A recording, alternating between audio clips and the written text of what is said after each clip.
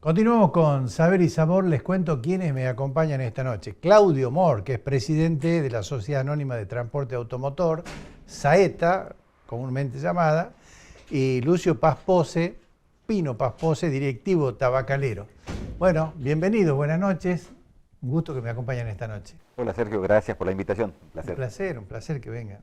Buenas Tenemos dos temas importantes acá que tienen que ver con la vida de los salteños, la vida de los empresarios salteños, de los agricultores y de la gente que necesita el transporte público de pasajeros, porque cada vez se hace más difícil todo, ¿no? Así es. Andar en un vehículo particular, en la moto, en el auto y también en el vehículo de transporte, porque ¿cómo es explicar un poco el tema de la determinación del precio? ¿Cómo estamos comparativamente a nivel nacional con otras provincias y cómo está el costo del boleto aquí en Salta? Bueno, varios temas en esta síntesis. Sí, es claro que esto que vos decís, yo lo repito permanentemente, la Salta de hoy y aquellos que ya peinamos canas, recordamos que antes trasladarse en la propia ciudad era mucho más rápido, más sencillo, con mucho menos volumen de tránsito y vehículos en todas sus formas. Hoy están multiplicados los vehículos particulares, las motos, y obviamente que ha crecido el parque automotor en términos de flota para los colectivos.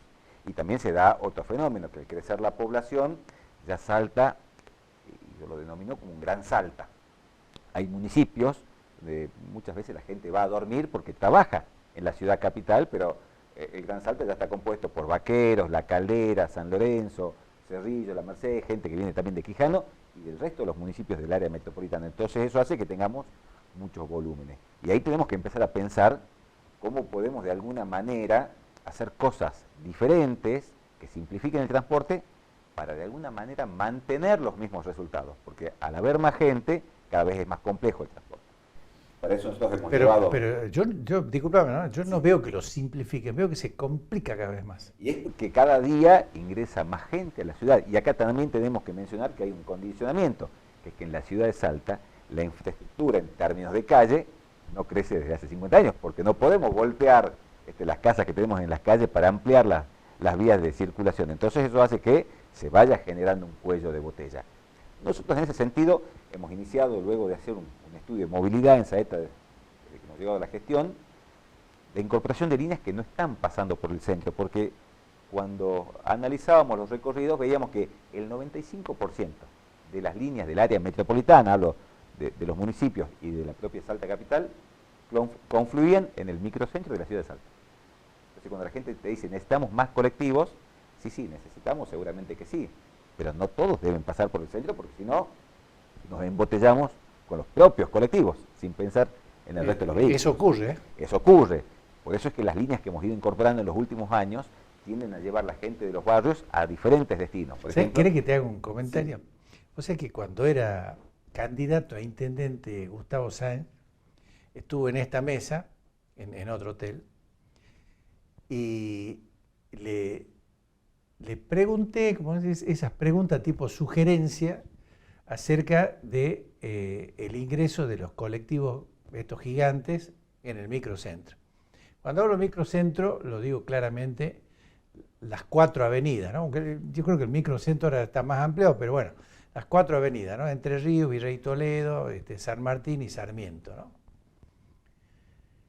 Y le decía, ¿por qué no el transporte público de pasajeros llegar, como hay en otras ciudades del mundo, que llegan hasta cierto lugar y después hay un traspaso a vehículos de menor porte con las personas que realmente necesitan, ¿no? Porque, a ver, yo si me bajo a 4 cuadras de la Plaza 9 de Julio no necesito que me lleven en andas, pero puedo caminar, gracias a Dios, pero alguna persona que no pueda desplazarse puede subir a un micro de 12 asientos, 16 asientos, no sé, 14 asientos, y ser trasladada hasta la Plaza 9 de Julio, digamos, prácticamente, que es lo que quieren muchas personas para ir a misa. Entonces, él me dice, sí, está todo previsto, lo vamos a hacer y demás. Y así otros intendentes, pero nunca eso se lleva a cabo. Y parece que es un problema político y de miedo a la gente, a los usuarios, ¿no? Y yo no sé por qué, porque digo, es mucho, Ya te doy la palabra.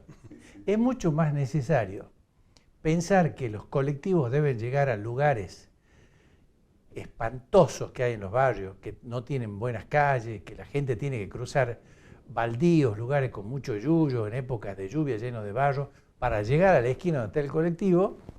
Y es mucho más beneficioso eso que pensar que el colectivo haga 4 cuadras transitando el microcentro. Yo vivo en la calle de Anfunes, y no que haga publicidad para que levanten los colectivos de mi cuadra, porque están todos los salteños, pero digo con eso no yo. Hay momentos en que hay más de 8 o 9 colectivos haciendo fila en la misma cuadra. Es imposible, es imposible. Te comento esto que vos me preguntás y la verdad que está analizado. Hay una realidad. Primero que la disposición de calles, y sobre todo pensando en que Salta Capital se extiende de norte a sur y viceversa. No es tanto de este a oeste. Y eso hace que los barrios más populosos que tengan que pasar por el centro y además estemos condicionados por algunas calles. Si vos pensás que tenemos que venir del norte, no podemos utilizar más allá de la Mitre pasando a la Belgrano, no se puede porque ya está la peatonal Alberdi. Estamos condicionados ahora con la Ituzaingó, que tiene un límite. ¿Por qué? Porque se han ensanchado las veredas, estas veredas de convivencia. Es una razón más que suficiente, claro, para dejar el tránsito afuera. Y ahí comparto con vos que tenemos que empezar a cambiar hábitos. No debemos pensar que debemos llegar ni en auto particular ni en el transporte público hasta la puerta de la catedral para entrar a la misa, ¿no? Digo, antes estacionábamos a 45 grados en la plaza, ahora ya no se puede. Bueno, esto implica cambiar hábitos, pero también, digo, hay limitantes en el diagrama de la ciudad que hace que algunas calles, por las necesidades puntualmente de los barrios, se vean sobrecargadas de colectivos, porque otras no lo admiten. Por ejemplo, si hablamos de la de Anfunes pasando Belgrano, yendo ya hacia la Córdoba, ya no podemos pasar por frente a San Francisco, o no podemos pasar por la Catamarca porque es una calle muy angostita, pasan muy pocas líneas. Así que todo esto condiciona, y es lo que yo te decía, genera que tengamos que pensar una forma de transporte diferente. Y a veces no necesariamente llegar al centro, sino empezar a buscar lo que ya hemos instaurado a comienzo de año, sistemas de transbordos. Que algunas líneas empiecen a rebotar en algunos puntos, que haya una ventana de tiempo para que la gente pueda cambiar de línea y llegar a cruzar a su destino. Es sano que la gente camine también. También, pero ustedes saben que somos una sociedad muy conservadora y a veces cambiar los hábitos no es sencillo, ¿no? No, pero es una cuestión de decisión. Ya volvemos sobre el tema. Bueno, Pino, ¿cuál es la situación en este momento de los tabacaleros desde el punto de vista competitivo, desde el punto de vista del trabajo, de la siembra, de la producción y la colocación del producto? Mira, el sector tabacalero es muy importante en la Argentina porque es una actividad intensiva de alta ocupación de mano de obra que genera entre puestos directos e indirectos de trabajo casi 1 millón de personas que viven alrededor de la actividad. La actividad viene muy golpeada, como muchas economías regionales, por diversos motivos. Te diría que uno de los fundamentales era la falta de competitividad. Tuvimos muchos años con una diferencia, una brecha de tipo de cambio, que eso generaba un problema grave. Habida cuenta de que el tabaco se exporta un 85%, un 15% solamente se manufactura y se consume en la Argentina. Esto cambió a partir de diciembre, hoy la brecha es un poquito más de un 10% y esto le dio una buena competitividad al sector y está en una mejor situación. Pero el productor tiene sus ingresos a través de una ley nacional, que es la ley 19.800, que establece la formación de un fondo que es el Fondo Especial del Tabaco. Y es decir, que el productor recibe por la venta de su producto parte del precio al momento de la comercialización, que tenemos distintas acopiadoras en la Argentina, una de ellas y muy importante es la Cooperativa de Tabacaleros de Salta, le paga al productor y es prácticamente un 50%, y el otro 50% lo percibe del Fondo Especial del Tabaco. El Fondo Especial del Tabaco, por ley, como les decía, es un porcentaje de la venta al público de cada paquete de cigarrillos. Y es un fondo dirigido ese, así se llama tributariamente. Fondo dirigido quiere decir que no puede ser utilizado para otra cosa. Exactamente, y es extrapresupuestario. Es decir, que de la composición del precio del paquete del cigarrillo, que esto también es muy importante porque es un poco todo lo que se está debatiendo dentro del capítulo tabaco en la ley de bases que tuvo una polémica, le diría, bastante importante. Dentro de lo que es la composición del precio, tenés precio, IVA, impuestos internos que están al 70%, FAS, que es un fondo de asistencia solidaria, que es un 7%, y de ahí el Fondo Especial del Tabaco, que como les decía tiene un porcentual. Y esto es muy importante porque se recauda mensualmente y eso vuelve a las provincias en función del volumen de producción, de la cantidad de kilos y de la calidad, y eso se distribuye entre los productores. Y como decía claramente Sergio, es un fondo específico extrapresupuestario. Ahora, ¿qué es lo que está pasando y cuál es la polémica que se genera alrededor de toda la actividad?